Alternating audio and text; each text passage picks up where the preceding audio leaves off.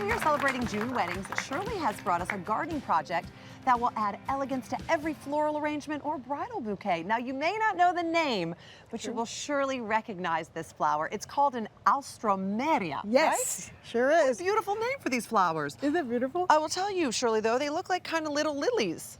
Exactly. Right? Little lily. As a matter of fact, the common name of this is the Peruvian lily. And this is a flower that is so popular because it lasts so long as a cut flower. But it's also really easy to grow. Oh, great. Absolutely. That's good news. And you're going to learn how to grow it today. You're going to show us how to grow them and also how to cut them so we can make them into floral arrangements for our tables, That's our right. bouquets, for our weddings. Yes. These are all over my mother's yard. Oh. They're everywhere, so they're always Did she on use them as the cut flowers? all the time. They're always in our home, everywhere on our I breakfast love table. that they're really using them for bridal bouquets nowadays, just like a very informal, And rustic beautiful and thing. beautiful. Absolutely. But for a good reason. Look at all of the colors that are available. Take a look at this. Oranges, there's burgundies, there's yellows. We saw the soft so pinks and whites over there beautiful. and all the markings. And it's one of the easiest plants to grow. You will not believe how easy. So everyone show who us. wants a cutting garden, include Alstroemeria. Okay. You want to show? First, yeah. Okay. First thing, Debs, find the proper exposure. Right here, full sun. It needs full sun, but if you're in hot climates like we are, give it a little bit of a shade, just like perfect the way it is right now. Full sun unless it's 100 degrees. Exactly. And now here we have acidic soil, which is going to help it to grow and flower. And we're going to plant one. And for those of you who are in cold climates who are wondering, can I grow this? Yes, you can. But I would suggest that you grow it in a container so that you can take it indoors during the winter. Okay? But for those of you in mild climates, let's plant it in the ground. This is how you do it. Okay. So the first thing you want to do, take it carefully out of its container. And I want to show you something. Do you see all of this? It looks like spaghetti. Those are beautiful roots, aren't they? Look at that. It's actually a bulb, a rhizome. And this is a really important part of this plant because what happens is this starts to spread out and grow. So these are going to grow 4 feet wide and just as tall. And you're going to have flowers from spring to summer.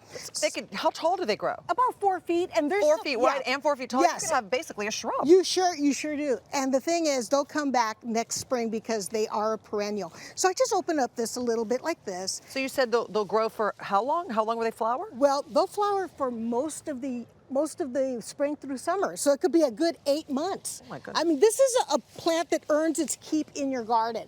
And I would suggest that you plant it. And then the only other thing after planting it is let's water it. Okay. So go ahead and just give it a nice drink. And friends at home, this is a plant that is not necessarily drought tolerant. You want to make sure that the soil is evenly moist at all times. That's really all it wants. I'm going to do them all. Yeah, let's do it. Here. And then you know what? It's going to grow like a weed, and you're going to be so happy that you planted it. I mean, what a beautiful Isn't that beautiful?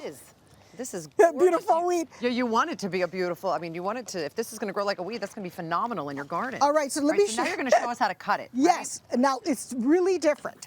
This is completely different than most plants, guys. So here's the thing: you want to look on your plant, find a stem that has some of the buds that are starting to emerge, and each of these are going to have.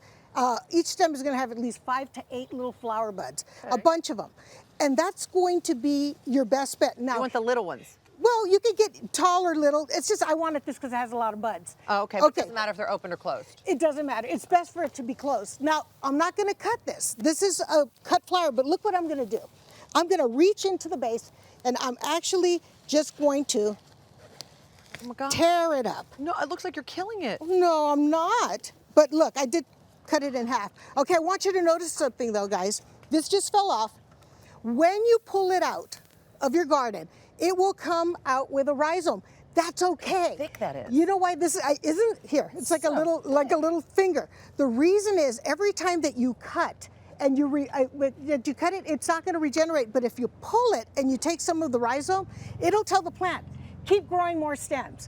Isn't that what we want? Oh, that's wonderful. Isn't that amazing? It's never going to look barren and will keep growing. Absolutely right. All right, so now what? We're going to put this in the water. I have a few like here. That? Yeah. You don't have to cut anything else? I'm done. I'm not done. I just want to prepare it. So I've already gathered. These are a little bigger, easier to look at. So what you want to do, first thing, remove all of the leaves down here along the stem, but you don't want to remove every single leaf. See the top here, guys? These leaves stay. When they stay, they help your plant to take up water. This is energy for this to do its action. So don't remove everything. And plus, it's kind of cool. I was going to say they're aesthetically pleasing Yes, anyway. it's like their own filler Right, they look filler pretty. leaves, and they're twisted. And so after we remove that, what Okay. we're going to do is this. I want you to measure, where it should sit in the vase. So So about you don't here. want them too tall. You actually want them just around the bottom of the Yeah, vase. depending on your design. But here we want to make a little design about this size. So I've got it measured around here, and then we're going to make a cut at a diagonal, just like this. It doesn't have to be cut in the water? It doesn't have to be, because I have another tip. If you use a hydrating solution like Quick Dip, you can find it at the florist shop. You just put it in here. Try not to spill. Okay, right. Put it in here for a few seconds.